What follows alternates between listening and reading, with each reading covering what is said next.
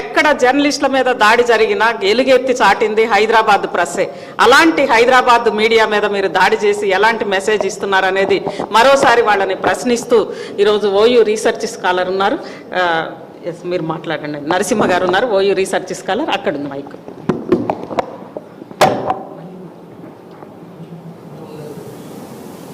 మహాన్యూస్ పైన ఆఫీస్ పైన దాడి చేయాలని మేము తీవ్రంగా ఖండిస్తూ ఉన్నాం. విద్యార్థి సంఘంగా ఉస్మానియా యూనివర్సిటీ నుంచి ఈరోజు పత్రికా స్వేచ్ఛకు భంగం కలిగించేలా ప్రాంతీయవాదం రెచ్చగొడుతూ మళ్ళీ ఒకసారి అధికారం పోయిందనే ఒక బాధతోటి కేసీఆర్ కుటుంబం గత 10 ఏళ్ల కాలంలో ఎన్నో తప్పులు చేసి తమ ఆడిందే ఆట పాడిందే పాటగా నడుస్తూ తెలంగాణ అంటే సొంత జాగీర్లాగా నడుపుకొని ఆ రోజు మీడియాని అజమాయిషిలో పెట్టుకొని విద్యార్థి సంఘాలను కావచ్చు, లేకపోతే ఎంతోమంది మేధావులను కూడా జైలు పాలు చేసిన కేసీఆర్ కుటుంబం ఈరోజు అధికారం పోయి వారి పాపాలు కాళేశ్వరం ప్రాజెక్టు కావచ్చు, లేదా ఫోన్ టాపింగ్ వ్యవస్థ కావచ్చు, పేపర్ లీకేజీల పైన ఇక్కడ ఉన్న రేవంత్ రెడ్డి గారి సర్కార్ విచారణ చేపడంతో భయభ్రాంతులకు గురైపోయి నేడు మళ్ళీ ఒకసారి మా తప్పిదాలు ఎక్కడ బయటపడతాయనో బయటపడి ఆ తప్పిదాలను వాళ్ళు చేసిన తప్పులని ఒక బహిరంగంగా ధైర్యంతో చెప్తున్నాడు మహాన్యూస్ పైన ఈరోజు దాడి చేయడానికి చెప్పి మేము విద్యార్థి సంఘంగా తీవ్రంగా ఖండిస్తూ ఉన్నాం.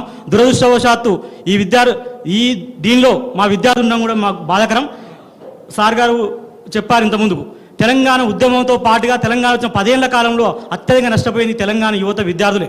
ఆ విద్యార్థి యువతని ప్రతి సందర్భంలో తెలంగాణ సమస్యనే తన ఇంటి సమస్యగా, తన కుటుంబ సమస్యగా చేసుకొని ప్రతి సందర్భంలో వాళ్ళ పవర్ పోయినప్పుడు, లేకపోతే వాళ్ళ ఇంటి మీద ఆరోపణలు వచ్చినప్పుడు మాత్రమే తెలంగాణ సమాజం రెచ్చగొడుతున్న క్రమంలో ఈనాడు కూడా మళ్ళీ ఈరోజు హైదరాబాద్లో ఉన్న ప్రతి బిడ్డ ఆంధ్ర తెలంగాణని కాదు, మహారాష్ట్ర నార్త్ ఇండియా ఎవరైనా సరే వారి పాదాలకు ముళ్ళు గుచ్చుకుంటే నా పంటితో తీస్తా అని చెప్పిన కేసీఆర్ ఈరోజు నీ కొడుకు అరాచకాలు అక్రమాలు బయటపడుతుంటే ఇలా తన కిరాయి గుండ బాధాకరమైన విషయం. ఎందుకంటే ఇలా నా విద్యార్థి సోదరులను అనాల్సి వస్తుంది. ఎందుకంటే ఒకనాడు తెలంగాణ ఉద్యమంలో బరితెగించి బలుపుతోటి ఆనాడు బాలకృష్ణ ఎలా అయితే ప్రవర్తించాడో అదేవిధంగా ఇలా మళ్ళీ రెచ్చగొట్టి అమాయకులైన విద్యార్థులను రెచ్చగొట్టి ఈరోజు ఇలా గెల్లు శ్రీనివాస లాంటి వాళ్ళు పదవులు అనుభవించి ఇలా సామాన్య విద్యార్థులను రెచ్చగొట్టి ఏదో అధికారం కోసం లేదా వాళ్ళ విద్యార్థి సంఘాల ఆశ కోసం మరి ఇలా తెలంగాణ సినిమా రెచ్చగొట్టి దాడి చేయించడం ఇది తీవ్రంగా హెచ్చరిస్తూ ఉన్నాం. ఎందుకంటే ప్రజాప్రభుత్వం రేవంత్ రెడ్డి వచ్చిన తర్వాత సాపిక జరుగుతూ ఉన్నది. ఎక్కడైతే అన్యాయానికి గురయ్యారో, ఎక్కడైతే మేధావులు అన్యాయానికి గురయ్యారో, విద్యార్థులు ఎక్కడ గురయ్యారో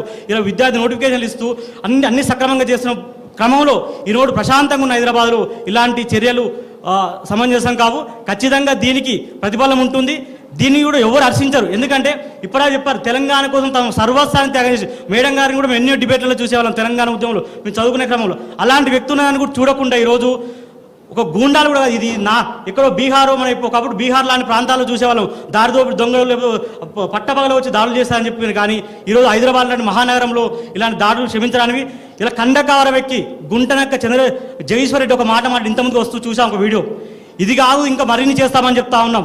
ఇది ఈరోజు స్టార్టే అని చెప్తా ఉన్నాం. ఇంత సిగ్గుమారిన ఒక పోరాట చరిత్ర నల్గొండ నుంచి వచ్చిన వ్యక్తివి నువ్వు ఒక గుంటనక్క మారి ఆ కేసీఆర్ లాంటి వానికి ఒక మందు ఓచో ఇంకో ఇచ్చి అంటా ఉంటారు పెద్దవాళ్ళందరూ దగ్గరికి వెళ్ళి ఇలాంటి పెద్ద మనుషులు అంటా ఉంటారు. ఎంత సిగ్గు చేయాలంటే ఒక మంత్రి పదవి అనుభవించి ఒక హైకోర్టు అడ్వకేట్గా ఉన్నటువంటి వ్యక్తి ఈరోజు ప్రజాస్వామ్యం మీద దాడి జరిగితే ఇలా మాట్లాడడం సిగ్గుచేటి. దీని అందరూ ఖండించాల్సిన అవసరం ఎంతైనా ఉంది. ఎందుకంటే జయశ్వరెడ్డి అంటే వాడు అందరినీ విద్యార్థి యువతను రెచ్చగొడతా ఉన్నాడు. మళ్ళీ ఈరోజు తెలంగాణ సెంటర్ను రెచ్చగొడతా ఉన్నారు. ఎంతవరకు కూడా ఆమోదం కాదు. పెద్దవాళ్ళు తెలంగాణ ఉన్న మేధావులు ప్రొఫెసర్లు కానీ లీడర్లు కూడా అందరూ కూడా దీని మీద అప్రమత్తం కావచ్చు. ఇప్పటికే మాలాంటి యువత తెలంగాణ ఉద్యమంలో ఒక తరం నష్టపోయింది. వచ్చిన తర్వాత కూడా తెలంగాణలో మరో తరం కూడా 10 ఏళ్ల కాలంలో ఎలాంటి నోటిఫికేషన్ లేక వీరి యొక్క సొంత ఆలయాల కోసం బలైపోయింది. కాబట్టి ఖచ్చితంగా ఇది పార్టీల సమస్య కాకుండా తెలంగాణ అస్తిత్వం ఆత్మగౌరవ సమస్య చూడండి.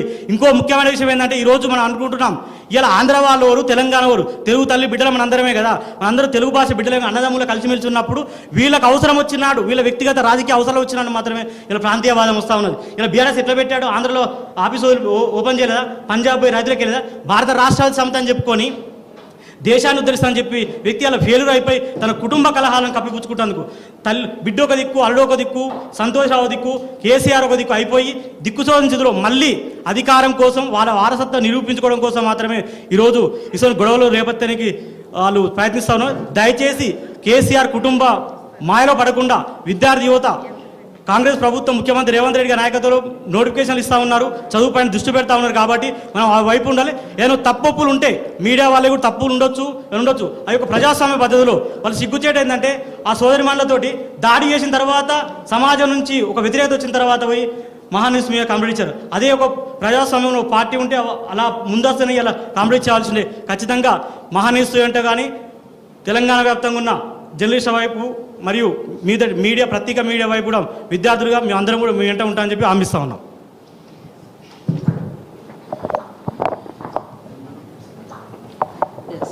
కృపాకర్ గారు ఉన్నారు, ఒక్కసారి కృపాకర్ గారు కూడా మాట్లాడాలి.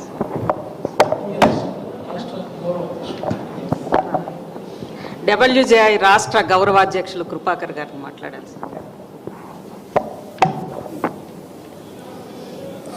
దాడులు ఏ సమస్యకు పరిష్కారం కాదు.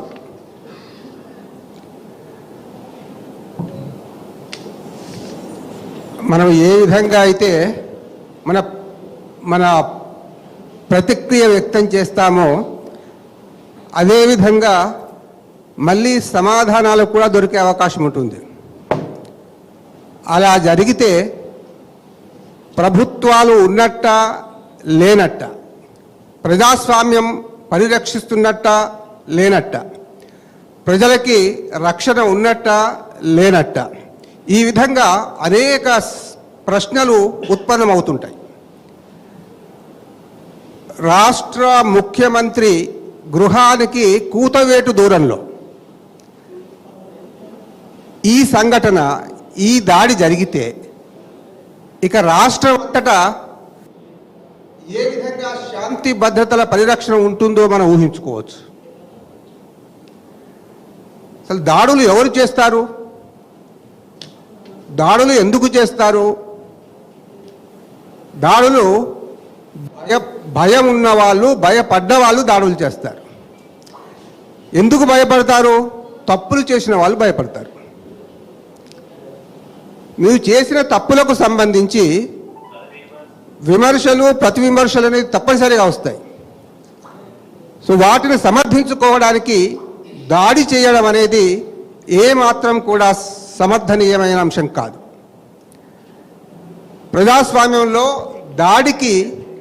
దాడులు చేయడానికి, దౌర్జన్యం చేయడానికి చోటు లేదు.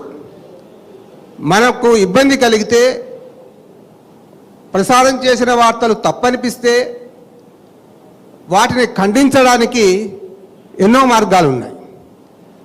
ఆ మార్గాల్లో ఎలా ముందుకు వెళ్ళాలో రాజకీయ పార్టీలకు, రాజకీయ నాయకులకు తెలిసినంతగా సామాన్యులకు తెలియదు. కాబట్టి మీకున్న అనుభవము ఒక పరిణతితో చూపించాలి. మీరు ఈ రాష్ట్రానికి నేతలుగా చెప్పాలనుకుంటేనే సిగ్గుపడే పరిస్థితిని తీసుకొచ్చుకున్నారు. నేతలకు నీతి ఉండాలి. నేతలు సమాజానికి మార్గదర్శకులుగా ఉండాలి. మీరు ఈ పని చేయడం ద్వారా ఇక్కడున్న యువతకి, సమాజానికి, పౌర సమాజానికి మీరు ఎటువంటి సందేశాన్ని ఇవ్వదలుచుకున్నారు? ఎటువంటి దారిని చూపించదలుచుకున్నారు? సో ఇలాగే ఒక మీడియా హౌస్ మీదనే ఇటువంటి సహించరాని, భరించరాని పద్ధతిలో దాడి జరిగితే రేపు సామాన్యులకు మీ పాలనలో రక్షణ ఉంటుందని ఎవరైనా భావిస్తారా? పొరపాటున కూడా మీకు మద్దతు ఇస్తారా? భవిష్యత్తులో మీకు భవిష్యత్తు ఉంటుందా? ఆలోచించుకోవాల్సింది. అదేవిధంగా రాష్ట్ర ప్రభుత్వం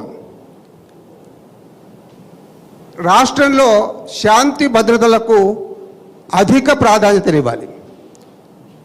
ఇక్కడ ఈ సంఘటన జరిగిన తర్వాత రాష్ట్ర ముఖ్యమంత్రి ఉండే జూబ్లీ హిల్స్లోనే ఈ సంఘటన జరిగితే ఇక రాష్ట్రమంతటా ఎటువంటి సమర్థవంతమైన పాలన ఎలా అందుతుంది అనేది కూడా ఒక సందేహం వ్యక్తమవుతుంది. సమాజం అంతటా కూడా ఏ విషయంలోనైనా కూడా ఇటు సమాజానికి, అటు ప్రభుత్వానికి వారధిగా ఉండి అనేక అంశాల పట్ల సమాజాన్ని, ప్రభుత్వాన్ని జాగరూకం చేసే వ్యవస్థ మీడియా. మీడియాని దాడులు చేసి నియంత్రిస్తామనుకోవడం అది ఒక భ్రమ మాత్రమే. మీరు దాడి చేస్తే మీరు ఎంతగా